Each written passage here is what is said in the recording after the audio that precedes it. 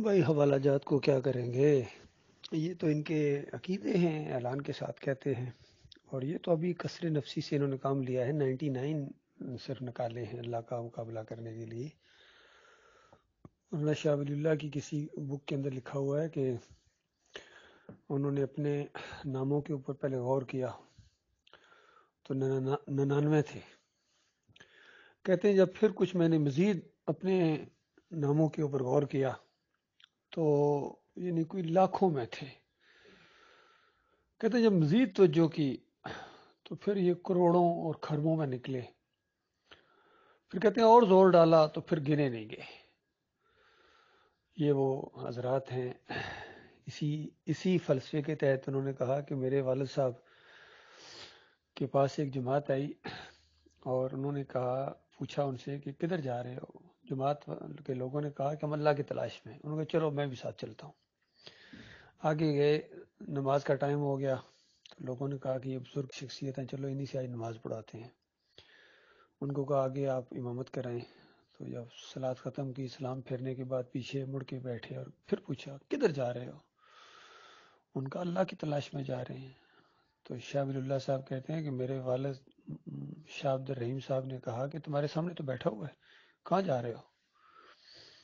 تو یہ ہیں، یہ حضرات ہیں۔ جب یہ خالص اللہ بن جاتے ہیں پھر ان کے 99 کیا، پھر ان کے نام تو گنے بھی نہیں جا سکتے۔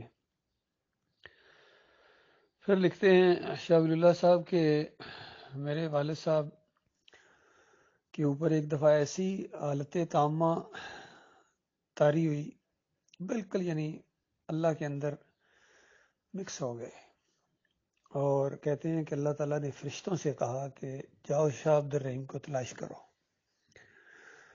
پوری کائنات کا کونا کونا چپا چپا چھان مارا اور شاہ عبد الرحیم مل نہیں رہے ہیں، واپس ناکام آئے ہیں، کہا یا اللہ نہیں ملا، تیرا وہ بندہ نہیں ملا۔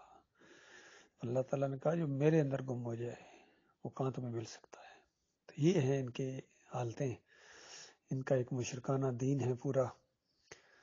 پہلے فنا فی الشیخ ہوتے ہیں، پھر فنا فی الرسول ہوتے ہیں، پھر فنا فی اللہ ہوتے ہیں، پھر خالص اللہ بنتے ہیں۔ اس طرح یہ خادم رضوی اپنے کتنے بیانوں کے اندر فلاں حضرت فنا فی الرسول تھے، فنا فی الرسول تھے۔ علامہ اقبال فنا فی الرسول تھے، یہ خود بھی فنا فی الرسول تھا۔ اصل میں یہ سارے بے ایمان فنا فی الشیطان ہوئے ہیں۔ جب شیطان کا غلبہ ان کے اوپر ہوا تو اس قسم کی بیہودہ باتیں ان کے منہ سے نکلی ہیں۔ انہوں نے اللہ کے دین کا مذاق اڑایا ہے، شرک کیا ہے اور خدائی کے دعوے کیے ہیں۔ اللہ تعالیٰ ان کے فریب سے انسانیت کو روشناس کرائے اور ان کے جال سے نکلیں یہ انسان۔ لیکن جب تک خود نہیں نکلیں گے، کوشش نہیں کریں گے، اللہ تعالیٰ خود تو نہیں نکالے گا۔ یہ بہت بڑی بدبختی ہوتی ہے کہ انسان کبھی اپنے غلط موقف کے اوپر ڈٹ جائے، اپنی انا کا مسئلہ بنا لے۔